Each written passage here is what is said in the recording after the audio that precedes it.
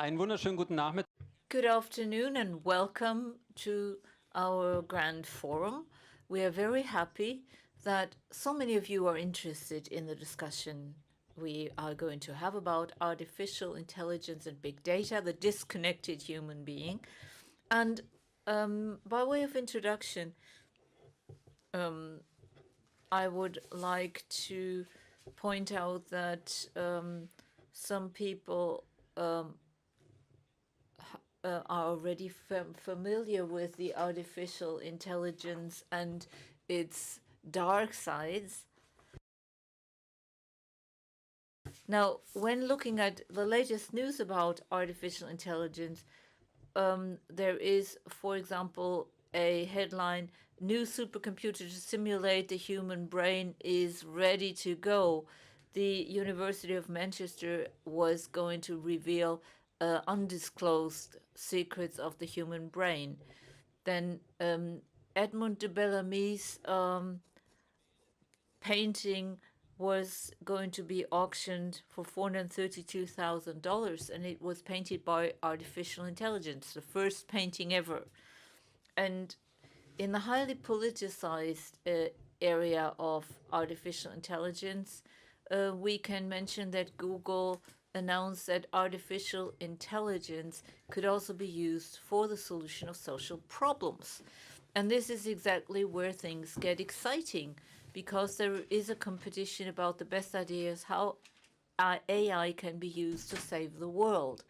And for example, endangered species and their protection, the health care sector, etc., all areas that affect our daily life or our immediate future.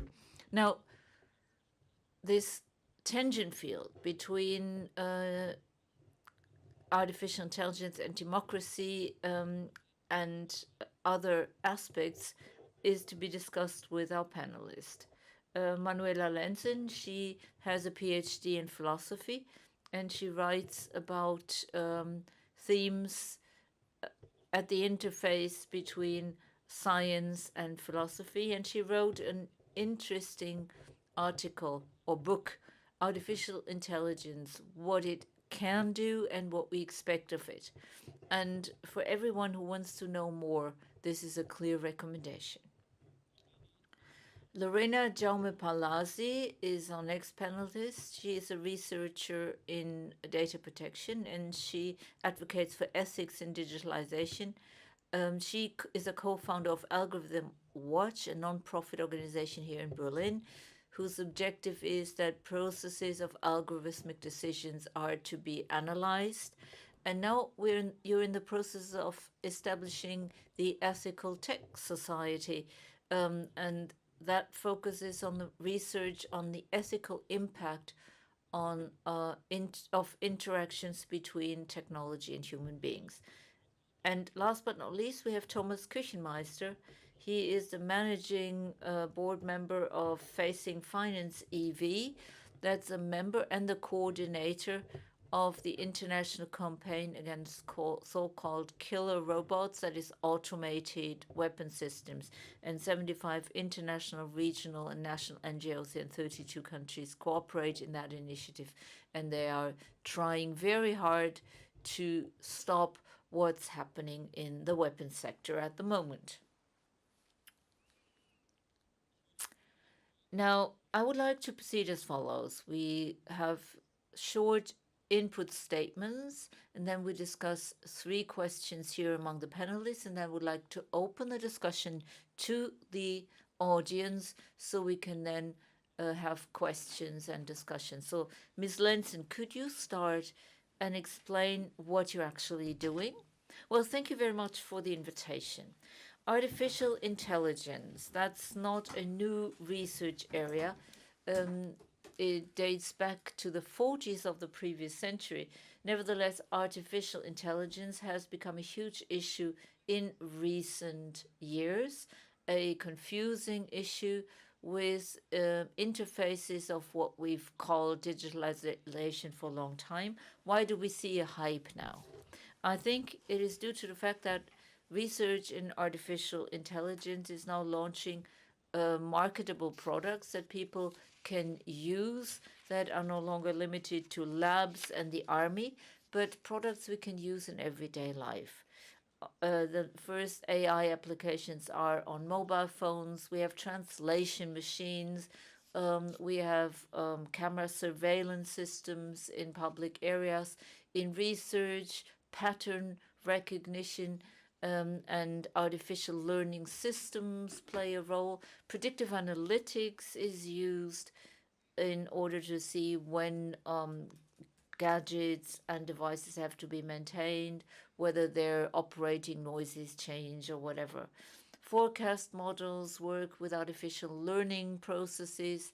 Then we have robots. Robots have not only recently been employed in the assembly lines of companies or in military and university research. You meet some of these colleagues sometimes when you visit public places or museums. So artificial intelligence is approaching.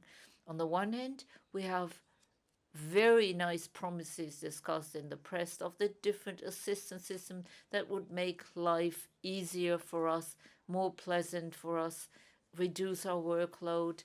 We hear about smart home and the smart city, where energy is saved and all the processes are organized, and we no longer have to wait in traffic jams or collapsing transport systems. So modern scenes that look like paradise are conjured up, but then, like yesterday's speaker, we hear about artificial intelligence that optimizes beyond our control. So the impression is those who don't work with AI now will be punished by life. National promotion strategies are mushrooming. Who can keep up with the United States? Aren't we digital enough? What do we have to do? But what do we want to play with? What are we talking about when we talk about AI? But before we can answer this question, we have to do away with a lot of glasses that confuse us. Science fiction and all these stories about artificial humans, machines, etc., have to be left behind, because we look at the products of AI labs with these glasses. Most of these stories don't end well because artificial intelligence gets out of control and will then also oppress us. So the consequence is that we overestimate these technologies. The next glasses are anthropomorphism glasses. If something talks like a human being, moves like a human being, or has nice, sweet eyeballs, we think they have characteristics as humans have them. So we assume these machines act like humans. A brilliant Go player is, of course, a brilliant person. And a system that can beat these brilliant persons, but cannot distinguish apples from oranges, is often overestimated. The third glasses, or the third angle, is an inclination to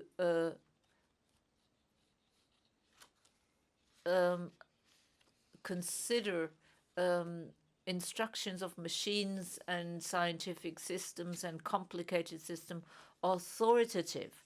That is, we assume that what these machines do or the results we see in these processes are reliable and we should follow them.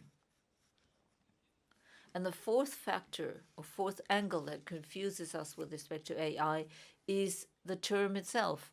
Artificial intelligence, it's like intelligence in humans. But when we ask what is artificial intelligence, there is no clear answer. It is a very blurred notion.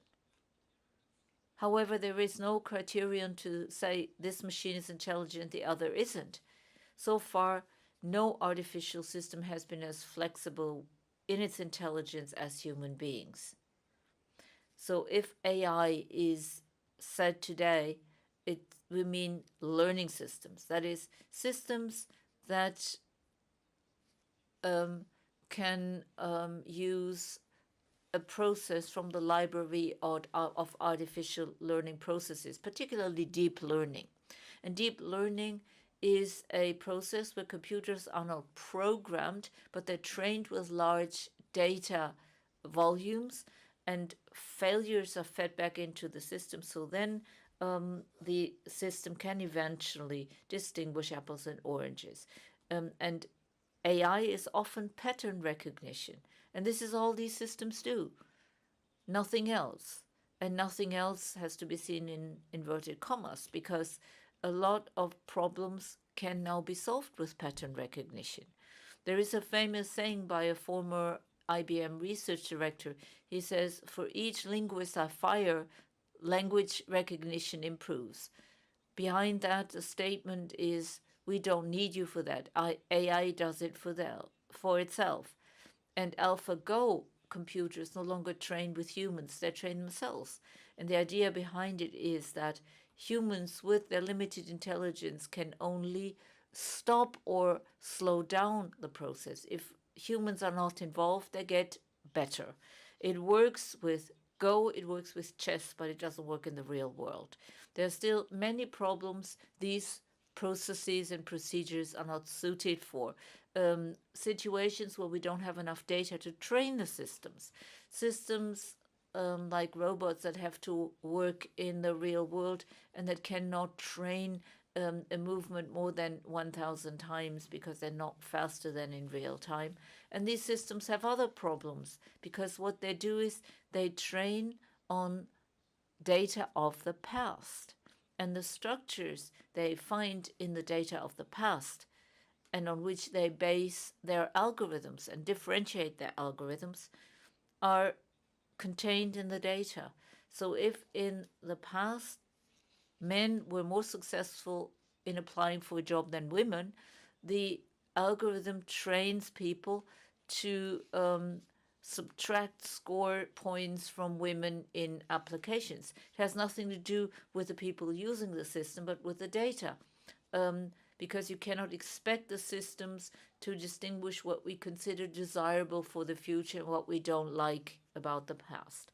So the learning systems that are hyped as miracle machines have huge disadvantages, and we have to really scrutinize them. Now, the pattern recognition programs are still our tools. They're not independent. They don't develop an awareness or consciousness. They are our tools. That doesn't make the situation better. I do not want to say there is no problem. These systems don't have to be smart in order to be disruptive. So we should rather focus on the question, where should we be afraid and where shouldn't we be afraid? And a lot of the intelligence and the flexibility we then assume in these systems is our own intelligence and flexibility, putting these machines in a greater context, complementing what they can do by our abilities, and interpreting what they do. So human beings are still needed because the machines don't have an understanding of the world, which we have for several reasons. So we can come back to that during the discussion. So I see no future where human beings become superfluous because of these self-learning artificial intelligence systems. Well, that was an applause of relief. We're not superfluous or redundant yet. However, although AI is not as effective as we believe when we look at the debate, it has an impact on our lives and on ethics. I already mentioned that. Maybe you can add to that. Exactly. On the one hand, it's a warning, and on the other hand, it means we don't need an intelligence strategy to trigger a process that can be detrimental. But technology is ambivalent. We're talking about a technology here. And like any other technology, it is an expression of the social sphere, an expression or a mathematic formulation, because their language is a language like any other languages, music, German, Chinese. And their language is also a language, and that expresses the social idea of efficiency, the social idea in mathematical terms of fairness, of optimization, etc. So what these systems do is they mathematically express what we in a specific society consider conventions of efficiency or fairness. So what has changed with artificial intelligence is that this technology has a completely different approach. Until then, algorithms try to hit the average or to determine an average. So with algorithmic systems, we calculated, for example, a trend or a forecast or a pattern, and on the average, the algorithm was very good. But in detail, it was always a little off. That was, for example, the point of regression. If you get a good overview of a collective, but if you want to go down to the individual member of the collective, your algorithm will not be as accurate. But the new technologies can do exactly the opposite. It's a completely reversal of this technology. These technologies can very nicely assess an individual member of the collective, but overall, the result is worse. It doesn't mean that we now have a new form of technological individualization, because the technology is formulated mathematically in a way that they formulate a social idea and then they try to look at the individual. We have technologies that show a certain trend to build granular collectives, but within these granular collectives, they will mainstream. That is, we have technologies that create the impression to human beings, oh, personalization, that's a very individual, unique moment. But what happens behind it, technologically speaking, is the opposite. You just allocate it to a finely granulated collective the technology detected and recognized. And this has different consequences. On the one hand, this fine granularity creates a situation that the awareness of a person to belong to collective is not very detailed. It's no longer about allocating persons to a category of men or women. The granularity is so great that people are allocated, for example, to the 30-year-old women with 2 children living in the suburb. So these algorithms go through the geography of a city, for example. And what can be problematic here is particularly the discriminating element in the process. We've known discrimination, sociologically speaking, as a collective concept. Democracy deals with it differently, but you're discriminated against not because you are a specific individual, but you're discriminated against because you are allocated to a fictitious or existing collective. And it is assumed that this collective should be discriminated against. Now, democracies try to deal with that form of discrimination by allocating basic rights to every individual independent of their attributes. And of course, this is a very wise attempt of circumventing discrimination in any way, but it does not address discrimination per se, which is the collective nature of discrimination against another group. Looking at it from a legal dogma perspective, this is a major challenge because from a legal dogma position, we only discriminate against individuals, but not collectives. Of course, there are laws against discriminations that apply to certain sectors, but they are not universal, covering all the different sectors of civil law. So the law per se is a technical feature with which individual rights can be granted. And this is where this technology turns out to be rather ambiguous in a rather brutal fashion. Because what we are observing right now are partly situations in which at the individual level no damage is being done. But if we look at the entire scenario and the results from a fictitious perspective, we realize that there are some fine granular collectives. We are not really aware of the fact that there are fine and granular collectives which are being treated differently compared to others. We know this from the social market economy. The economists in the 80s complained about this time and again. They looked at the collectives and the individuals that were being treated differently without any damage being caused. And that is something we have to deal with in our societies as democracies, because due to the historical developments in the past, with autocracies and monopoly democracies, were also rather reluctant in thinking about developing systems for the common good, for the collectives. And now the time has come where we really slowly but surely have to face realities, but not only from a legal stance, but also for ethical reasons, because these technologies, not only due to the amount of data, are technologies with which attempts are being made to impose certain patterns on society, but also due to the mathematical calculation. Not only with the help of data can you continue to write a story from the past into the future, but when we talk about human services being provided, we always assume that the behavior of the past is a very good indicator in order to predict behavior in the future. We don't do that when we develop models for climate change.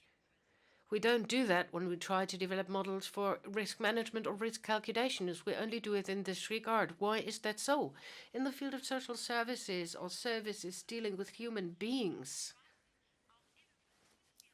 are developed in such a way that we always assume that people always want the same. This is what we call homophilia. It's a concept that was created back in the 50s, and this concept was not developed on its own in isolation, but there was a complementary concept, heterophilia, that came along with that. And that describes the relationship, the behavior between different groups. Heterophilia moved away from modeling. You model in the following fashion. You assume that if you bought a hanky, we should show you a whole different set of different ones, or we should show you which hankies other people bought in order for you to know what people want. Why? Why is that so? Many patterns of behavior show very clearly that human beings sometimes tend to do the opposite of what all the others do. We know of many situations in the past where the past is a very bad indicator for what people intend to do in the future, especially in periods of transition, political transformation, societal reformations, when technologies or new features lead to a situation where societies will undergo more and more profound changes, then many of the things that proved to be right in the past are no longer suitable for the future. And this is where we need to reflect upon our modeling strategies. This is essential in order to guarantee that certain collectives will not be sidelined or marginalized.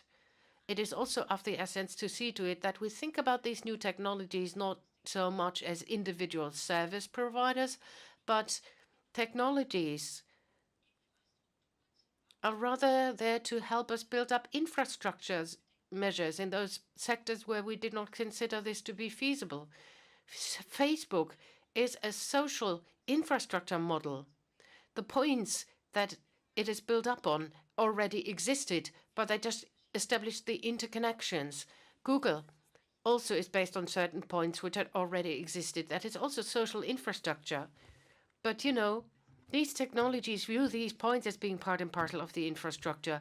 And there will be more and more sectors where we will have a new layout for technological infrastructure. And if we want to be able to deal with this from a legal stance and from an ethic viewpoint, we cannot focus on individual rights any longer in order to be prepared for that. But we've got to think of ways and means that how do we define the common good, what can be commercialized, what must not be commercialized, which aspects need to be guaranteed, no matter whether there is a private service provider or not. What happens in a case of disaster? Thank you.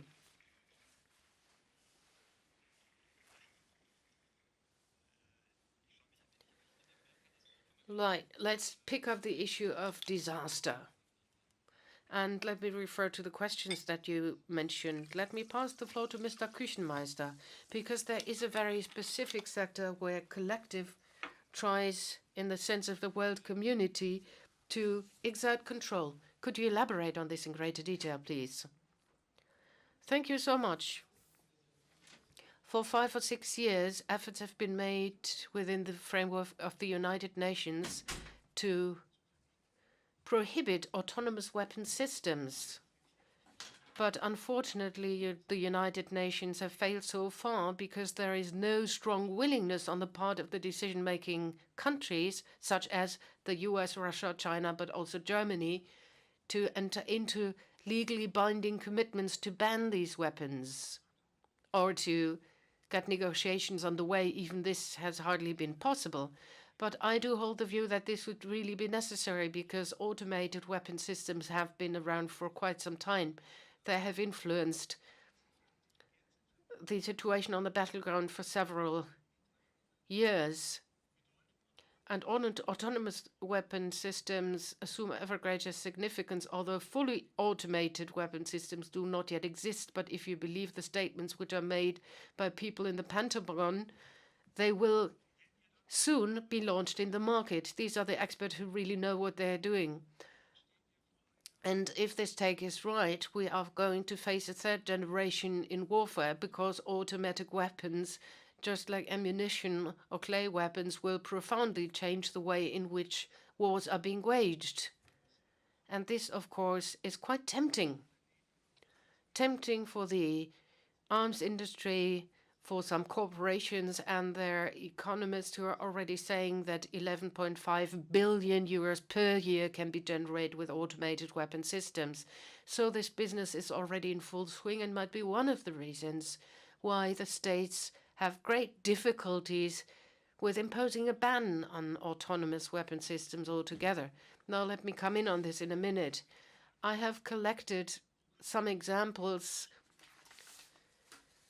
in order to show you where artificial intelligence are already using in warfare. You might note from the news, but in the field of cyber warfare, for example, when computers are being attacked, artificial intelligence is being used. These systems simulate digital attacks. They learn from trial and error. They develop certain attack strategies and simulate certain attacks. So this is an area of application where AI has been used quite frequently. Another area is cloud technologies. You might have heard about this already. The availability of IT technologies, memory spaces, user interfaces. AI weapons can get access to vast amounts of data in order to develop the best possible attack strategies and implement it. Companies like Amazon, IBM, or Google play a very important role in this regard, and they have already developed their own software programs and infrastructure measures and made them available to the Pentagon. But people do not only spend money on cloud technologies, but also on various other partial or fully automated weapon systems. We are now at a crossroads. Assistance systems are interconnected with conventional traditional weapon systems. One example is the most modern fighter, the F-330 of the American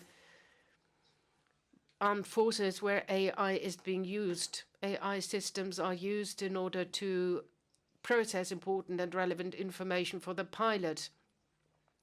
So the pilot receives processed information from the computer for his flight, and AI, or these planes, are also supposed to be accompanied by swarms of drones, UAIs, of course, who can be controlled and guided with the help of AI in order to transport additional weapons and protect the pilot. 4 weeks ago, Airbus has tried and tested such a system successfully, by the way. It's not only the Americans which are successful in this regard. We can do the same.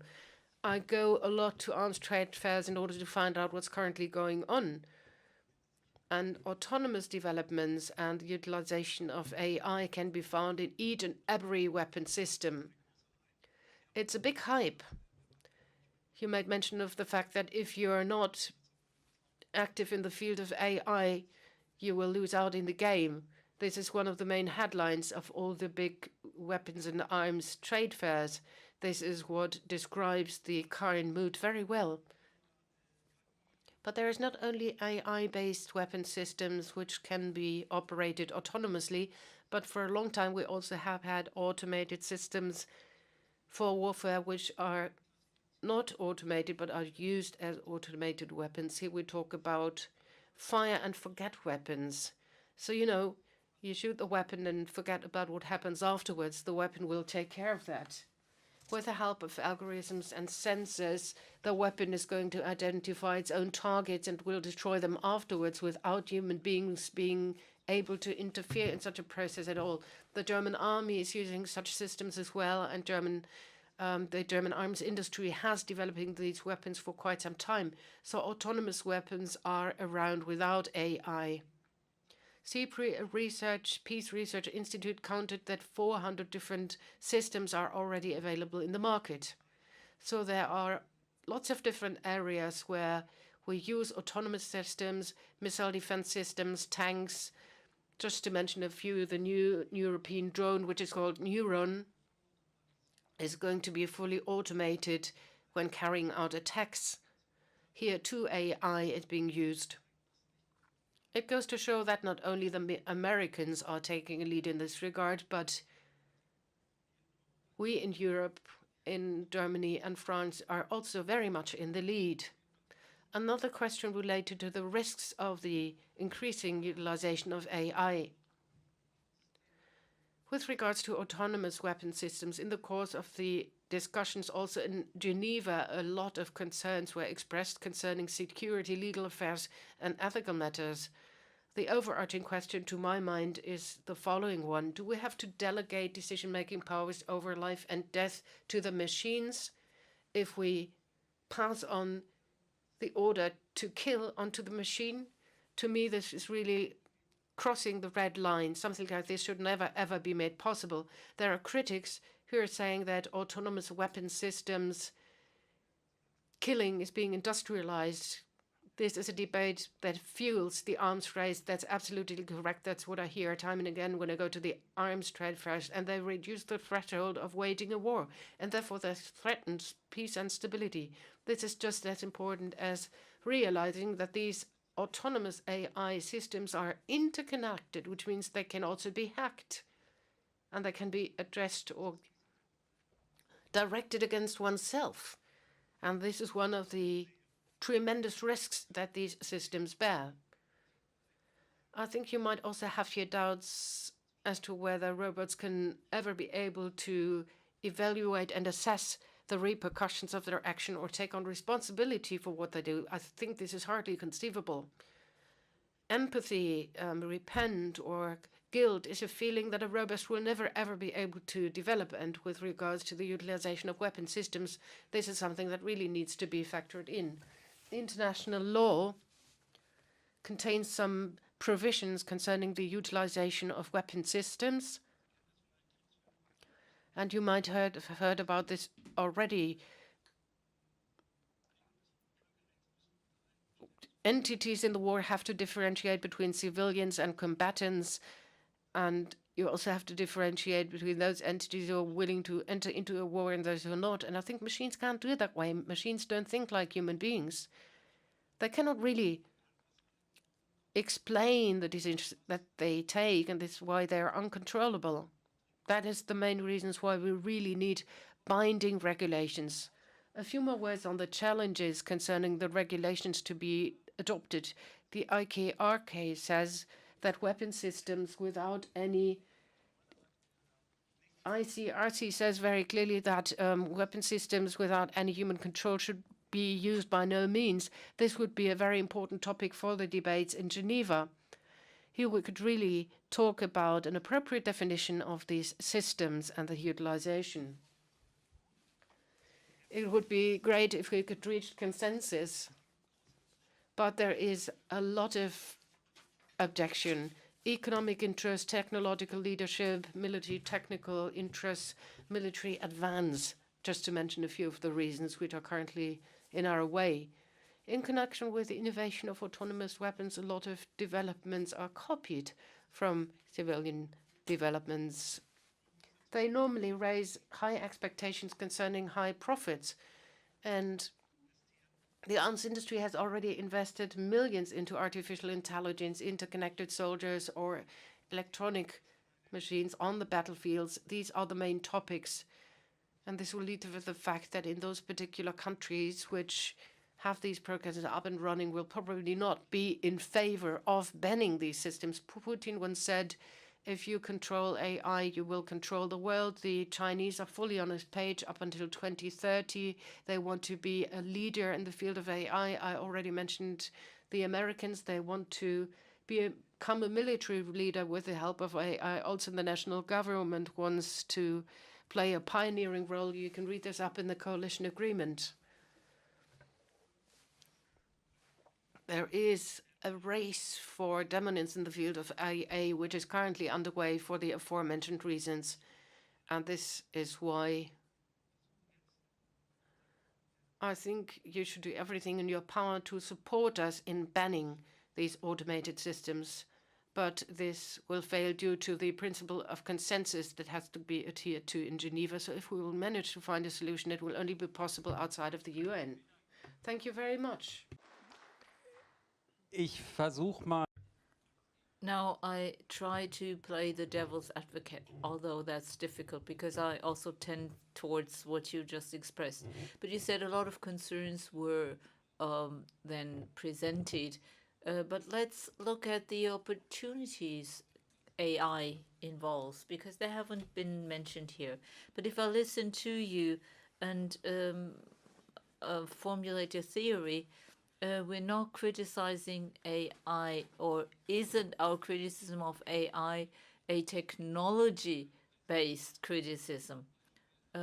Just let me give you an example. When there were coaches and the first cars came, people were afraid because they didn't see the horses and they didn't know how to handle the speed.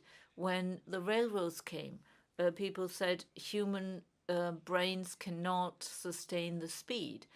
And there might be some opportunities. You mentioned China. When I look at this everyday based emotional foreign policy of Donald Trump and know that China allegedly uses AI to determine its foreign policy, doesn't that add some rationality? And with a finely granulated society, can't I strive for a digital planned economy? Or couldn't AI also be involved in jurisdiction? So the programming we know from the United States that it's racist jurisdiction could be avoided. Isn't it possible that the technology could help us create a fairer and more just society? Well, this is a huge array of questions. Watson, this machine actually campaigned against Trump, and Trump didn't have a chance. And there is a movement called Watson for President, alleging that a machine can be controlled in a better way than persons who are irrational or motivated by questionable ideas. But the big problem here is that these systems don't have the flexibility they should have. So you can start on the moral level. In moral philosophy, philosophers have been debating for 2,500 years how moral principles can be worded and turned into rules. And you just have to think that a certain rule becomes absurd in a specific situation. Don't do upon others what you don't want them to do upon you. That is the bottom line. And this is what makes human jurisdiction human. Different situations, different people, different constellations, different motivations are so different that you cannot find a rule that is uniformly applicable. We cannot put law in an algorithm. If the world was perfect and completely rational, completely transparent, we could do so. But we can't, because the world is not like that. Our own motivations, our own ideas are not always transparent to us. Sometimes we're surprised by ourselves. We cannot predict how we react in certain situations. So we can only do justice to this by installing a social system that remains negotiable. And as soon as we have an algorithm that is fixed and that for rational reasons, whoever determines these reasons is perfect and we act accordingly, we will quickly end up in a situation where a lot of people feel that they're treated unfairly because their individual case is not included in the algorithm. You know it from all the databases. They're finally up and running, and then in practice you notice that every second invitation of a speaker to a conference doesn't fit the situation because, for example, travel expenses have to be reimbursed in a different way. And you can find more and more examples on different levels. Algorithms are inflexible, and human beings need flexible systems so they can act like human beings. Now, it's always said that judges are also irrational, and you don't always know how they decide. There's studies that before lunch, judges are stricter than after lunch because then they're tired and they're more easily convinced. So does it make our society more human if we do away with these human flaws, if we eliminate human errors and only use a machine-based pattern? I'm not sure whether that was a better alternative, but I do not want to be the person who is then judged by a hungry judge. Well, you said society could become more transparent with artificial intelligence because I can determine cohorts in a much more granular fashion than now, so I could create this justice. Well, I think we would have to look at different compartments of the situation. Machines and humans make different types of mistakes, so they complement each other in their mistakes. Machines, let's put it that way. The human being, the judge, who, depending on whether their favorite football team lost or whether the weather is good or whether the food was good, decides differently. That is not a question of irrationality. It's a question of consistency. Human beings are inconsistent. External factors play a role in a very subtle way because it's not intentional. The judge wants to be consistent and thinks he is consistent, but he doesn't notice that because his canary died, he is now stricter in a specific case. And machines are consistent.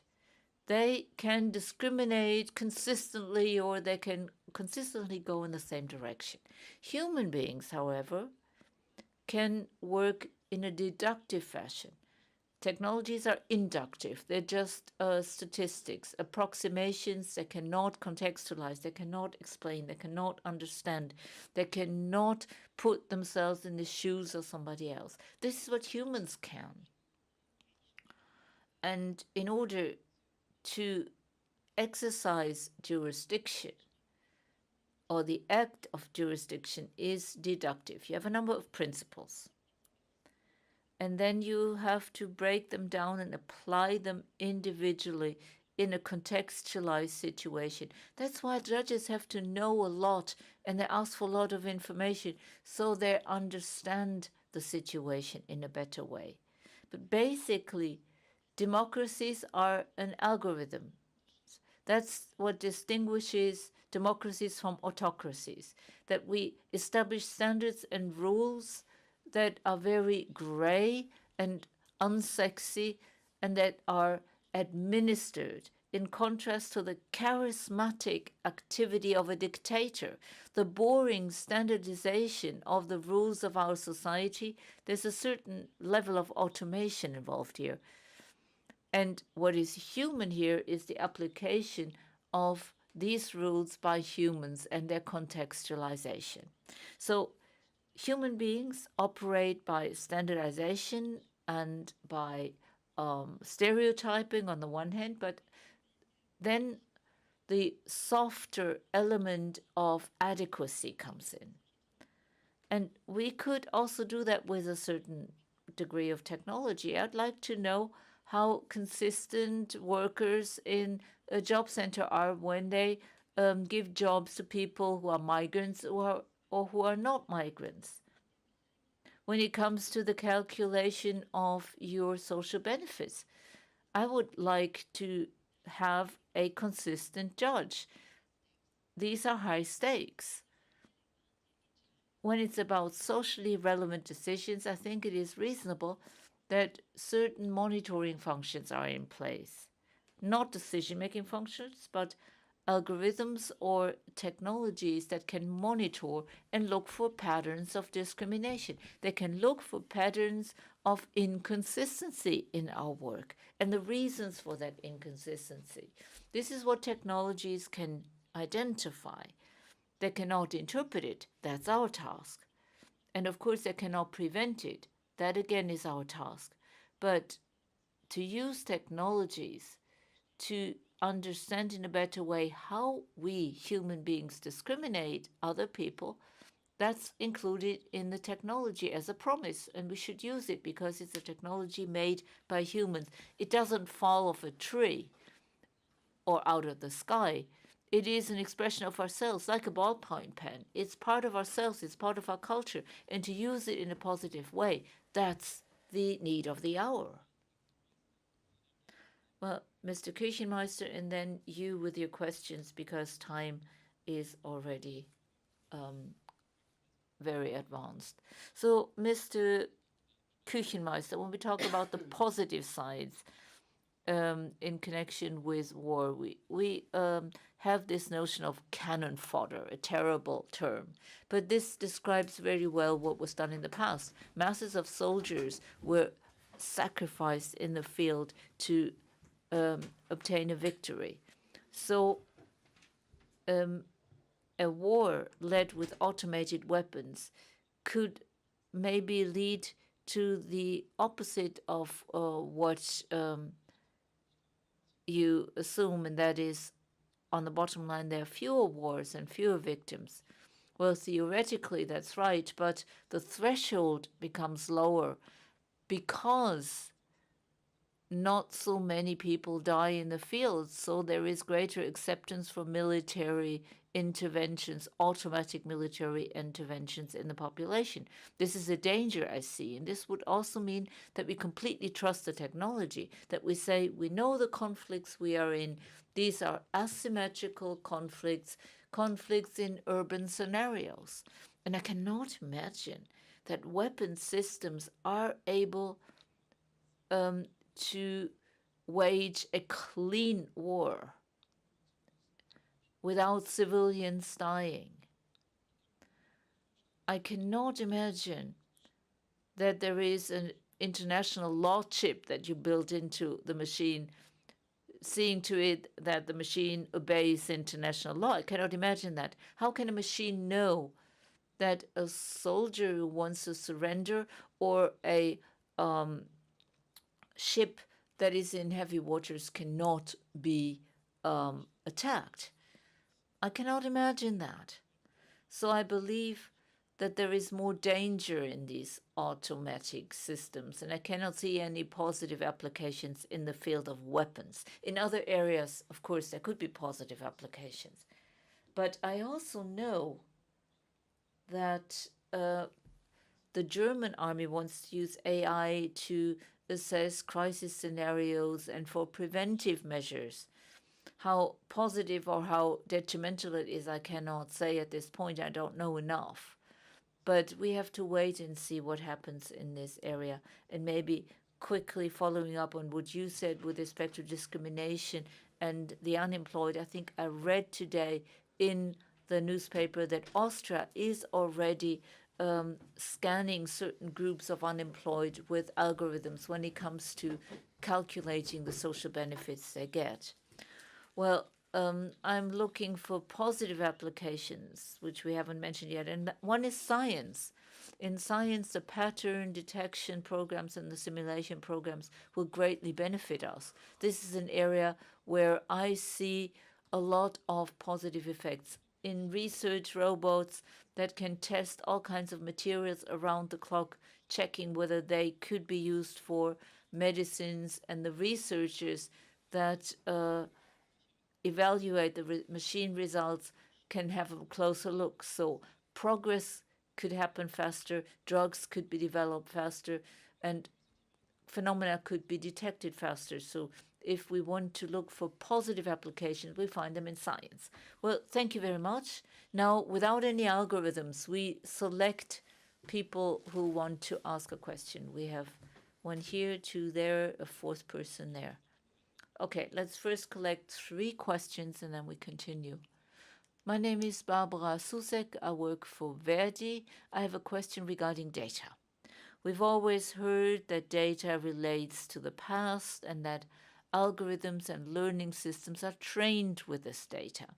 My question is, what is the relevance of the quality of this data from your point of view? Is there a high probability that the data can be used for manipulation? And if so, how can we prevent that? What institutions would we need, or what procedures would we need in order to prevent abuse of data and to keep the quality of data on a high level? My name is Maximilian Locher. I work at the University Wittenherdecke in the Ruhr area. I have 2 questions. One is that term of the finely granular collectives. I think we are approaching that by describing where we are in spaces of resonance and echo spaces, etc. Now, when algorithms structure our society to a greater extent, and we don't do that so directly and immediately with linguistic description, what will the development be? Could you tell us a little bit about that? And we distinguish intransparency and from transparency, but we assume that there is an authority behind it, that in transparent situations should be good because there is experience behind it which I don't have. So here comes my question. Do you see different ways of dealing with this relationship of assuming authority and intransparency? We can imagine like the Chinese policeman who sees a danger score of a person and takes him out of the street, and others would say, this is so intransparent, I simply ignore this score. Well, if it is a brief question, I take it. Otherwise, we'll answer the 3 questions. Okay. I'm Timo Daum. I have a question about discrimination. I learned people discriminate differently from machines. Now, my question is, do I want to be discriminated against by a human or by an algorithm? Couldn't we develop a test?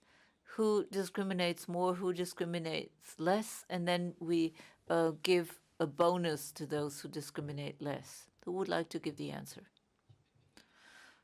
Well, I select the question of the data quality in the black box that is connected to your question. in order to have good learning systems, you need high-performance computers, good algorithms, and good data. The data quality is very decisive. And often it's difficult to get this high-quality data because the data you can train machines with have to be labeled. You have to know what you train it with in order to decide whether this is the right system, particularly in supervised learning. How do you guarantee data quality? Well, basically, you have to test the output of the algorithm, whether there is discrimination in one way or another. And if there is discrimination, you have to find out the reasons why. So do I have a data pool that sufficiently expresses the variety and diversity in society? Do I have enough old people, young people, people from different backgrounds, ethnic groups, income groups, etc. So the diversity of the people affected by the algorithm is also reflected in my data. Technically, this problem hasn't been completely solved yet because the data could contain structures we do not recognize or detect, and this is part of the fascination. These systems are able to find structures we don't find ourselves or cannot detect. So it will have to be constant testing, constant observation, constant listening whether people complain. So there will be different approaches. On the one hand, we need rules for regulation, rules for supervision, and on the other hand, you need possibilities to object against these algorithmic decisions. So if a person feels he or she is discriminated against for a reason that couldn't be foreseen, they need to have mechanisms to object. And what's also important is that you have to constantly add fresh data because the world is changing. This applies to translation programs, for example. If you don't feed it with new human-made translations, the quality of the translation will deteriorate because the language develops in one direction and the system in another. And this is connected to the so-called black box, the idea that you cannot quite follow or understand what these learning systems do. How do you deal with that? The question is, on what level is this relevant? The activity of the learning system can be expressed as a long list of nonlinear equations. It doesn't help anybody because if you see the list, you cannot really understand it. Maybe 1% of the population can. It's a large research area to open the black box and turn it into explainable AI. Last week, an expert opinion was presented by the Experts Council of Consumer Issues regarding the scoring, and they think that black boxes can be tested and checked. There are several test procedures, several interfaces have to be established. It's not simple, it's not fast, it's not cheap, but it's basically possible to test these systems like you test coffee makers without knowing their actual construction design. And algorithms should only be used if it's ensured by a specific testing procedure that they do what they're supposed to do, that they do it with sufficient quality and sufficient reliability. Auch ein bisschen sehr gehypt. This black box is being hyped. Not for each and every field of application is it relevant to understand why this one neuron interacts with this other neuron with a particular way. I don't necessarily need to know in order to be able to assess the algorithm, but it's a vast field of research that scholars are currently working on. Let me come in on that, if I may. I think the question concerning transparency is always being asked, but why? Transparency as such is not a value. It's only a tool in order to reach a certain objective. Is transparency there to be able to exert more control on the other side?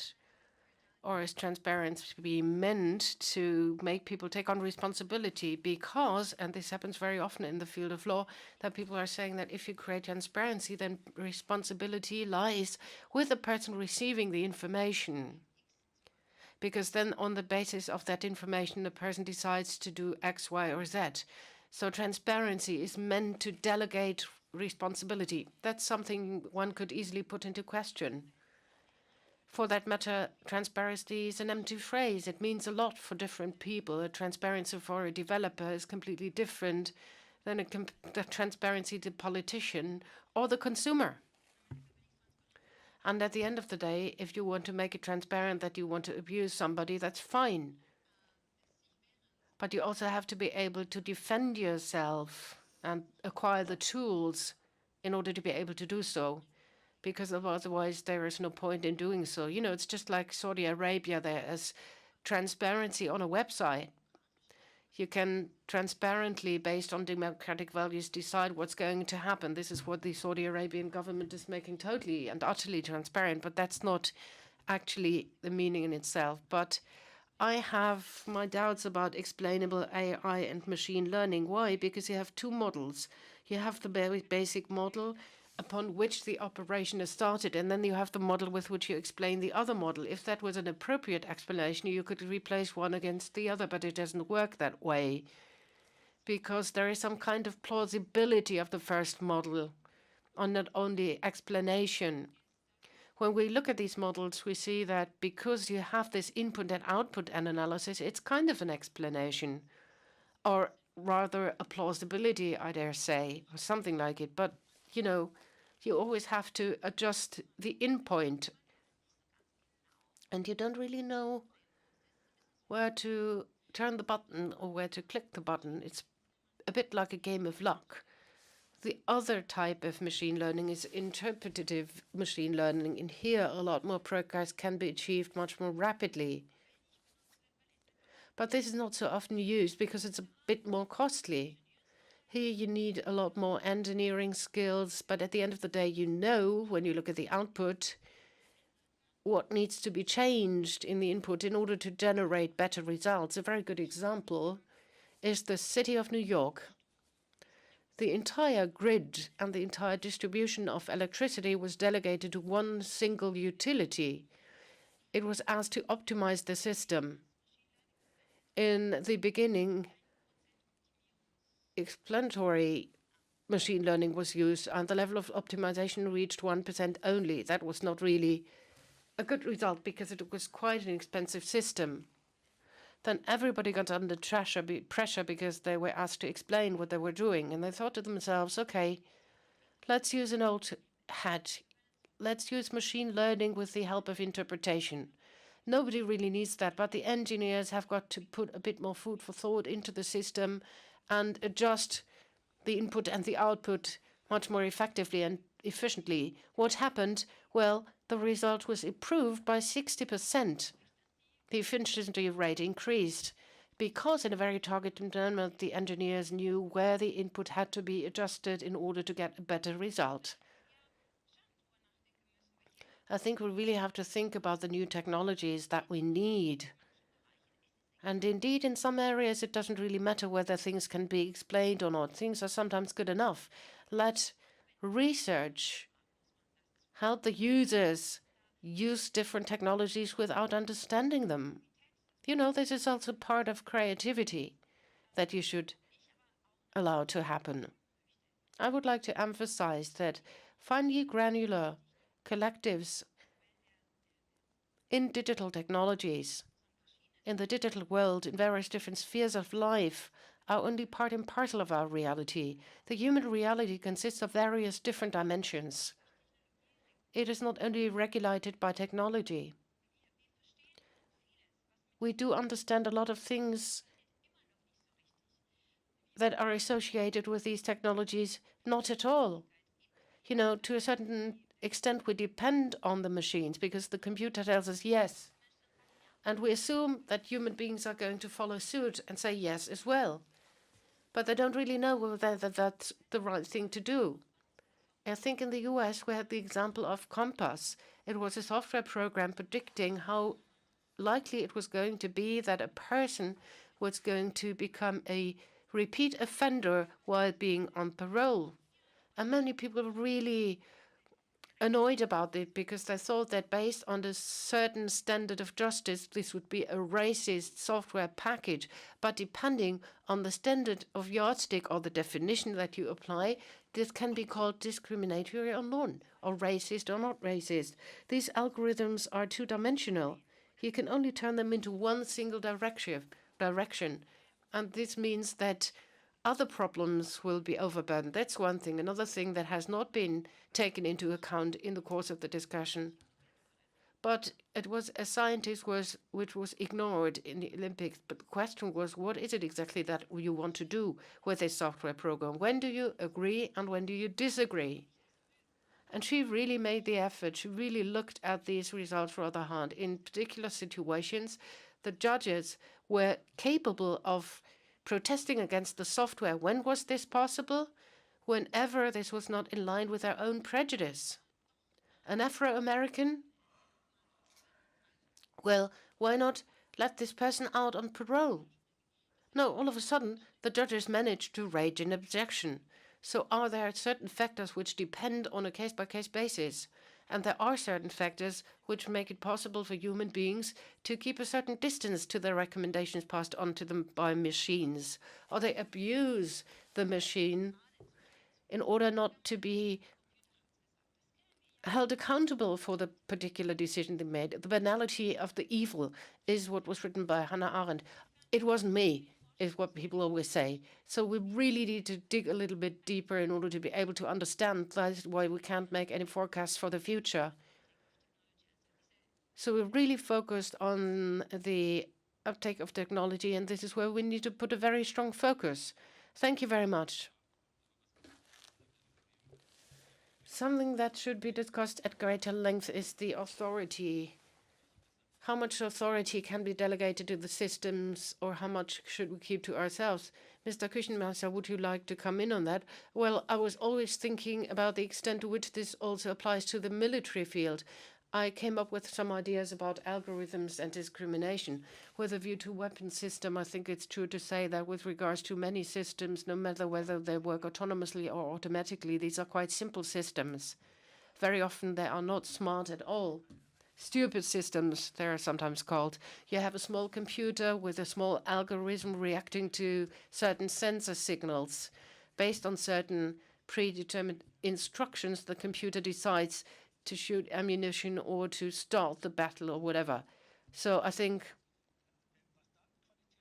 this is not really compatible. But with regards to the quality of data, this is a major challenge also for future-based KI systems. Recently, I attended a conference of the NVIDIA company, which really tries to push ahead autonomous driving. And there, of course, I know that they have a very strong interest in getting access to their database, because for autonomous driving, you know, very precise sets of data if it's supposed to be working. I don't really believe in it, but never mind. And I think the military is actually on the same track. Thanks very much. 5 more minutes. 2 more questions, which will have to be answered rather quickly. Now, the gentleman in the brown jacket, please wait for the mic.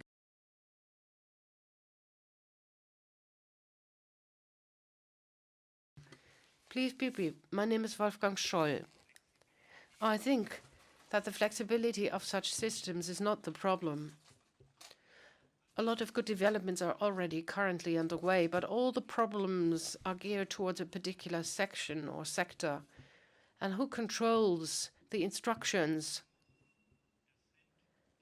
Who passes on the order? It's probably those who've got lots of money. It's those possessing billions, like the one who founded Cambridge Analytica, big companies. It's the military. How can you get this side under control? I think this is the most tremendous problem. What's your reply to that one? The second question, over there.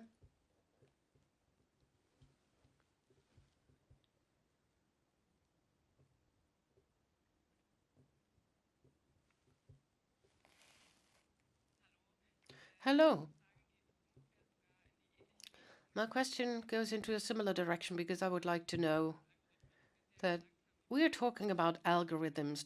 Don't fall from the trees. They're being developed by human beings. How do you know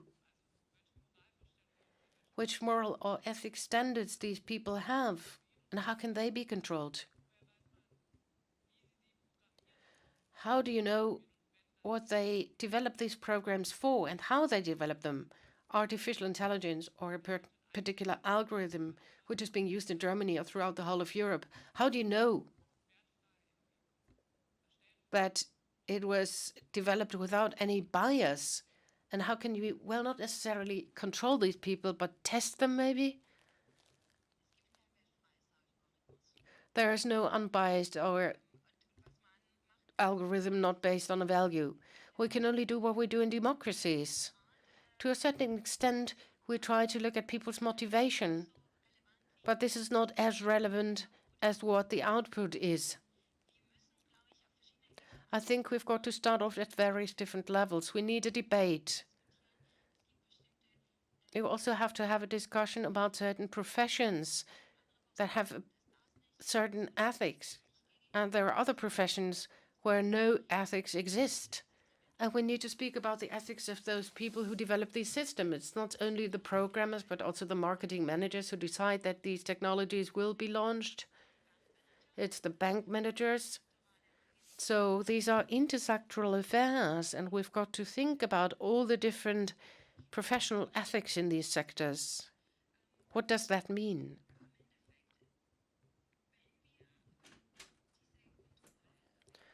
When we talk about control, of course we need new rules and regulations. Some of them do already suffice today, because here we're not talking about controlling algorithms, but controlling conflicts that emerge as a consequence of these algorithms. Some of these conflicts existed even before automation set in. And this is what we always say in the UN. What applies to the world offline also needs to be applied in the online world. You know, overbookings, for example, is just one example. As a society, by and large, we have to embark on a collectivistic approach with regards to the infrastructure. All of a sudden, we have infrastructure that did not exist before in unusual sectors, and this is where we have to come together as a society and ask ourselves, what is it that we really want? Mr. Küchenmeister? Well, of course, the development of algorithms are always biased. I already mentioned this in the very beginning. Economic and military interests, of course, always play a very decisive factor. When we talk about regulation, it can only be the task of politicians to give shape to the future. I think we need a much better feasibility assessment of technologies when we talk about promotion programs or the state policies for technological developments, not only in Geneva, but here we really have to draw lines of demarcation and define that certain fields of applications are not acceptable. Certain technologies cannot be used with certain weapon systems because they run counter to international law. That is why it's so deplorable that the national government has not been able to enter into more reliable agreements due to the vested interests for political reasons. This is why it's called upon not only at the international but also at the national level to take more action. The Special Commissioner of the United Nations called upon the politicians to adopt moratoria in order to set up internationally binding standards. If that existed, the worst types of warfare would not be possible. Thank you very much. Would you like to come in on this, Mrs. Lenzen? Yes, very briefly. It's a technology that we are talking about, which is not completely new, but it has become very popular. It's new to many people. This is why we can't anything else but, as a society, to try to understand what's actually happening. How can utopias be developed with the help of these machines? People dreamt of these machines for 2,000 years, who take the work from us, make our life easier, so that we maybe end up having to work 15 hours a week. And maybe 2 hours a week we can focus on self-administration at the local level. It would be a pity if all these technologies would end up in monopolies, in fake news, in spheres of influence of political discussions, in cyber wars, in the third revolution of war technologies. Mankind have dreamt about these machines for such a long time, and now it's at hand. So we shouldn't make sure that nobody will take it away from us. We just have to decide where we want to use the technologies and where we don't want to use them. And then we have to move society into that particular direction. Because we should be able to preserve at least a part of the dream that we've had for so long. Thank you very much and enjoy the rest of the conference.